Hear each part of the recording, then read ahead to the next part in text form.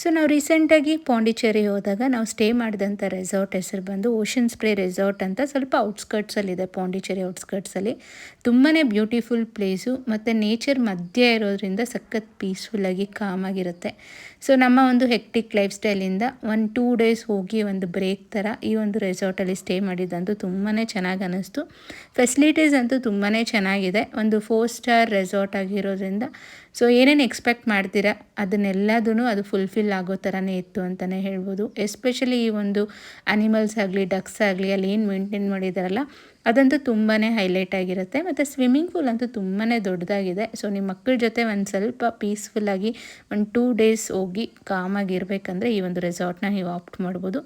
So ಇದರಲ್ಲಿ price ಎಷ್ಟಾಯಿತು ಮತ್ತು ಏನೇನು ಫೆಸಿಲಿಟೀಸ್ ಇದೆ ಅನ್ನೋ ಕಂಪ್ಲೀಟ್ ಡೀಟೇಲ್ಸು ನನ್ನ ಯೂಟ್ಯೂಬ್ ಚಾನಲ್ನ ಲಾಂಗ್ ವಿಡಿಯೋಲಿ ಶೇರ್ ಮಾಡಿದ್ದೀನಿ. ನಿಮ್ಮಲ್ಲಿ ಯಾರಿಗಾದರೂ ಟೈಮ್ ಇದ್ದು ಇಂಟ್ರೆಸ್ಟ್ ಇದ್ದರೆ ಹೋಗಿ ಚೆಕ್ ಮಾಡಿ. ಮತ್ತೆ ಸಿಗೋಣ.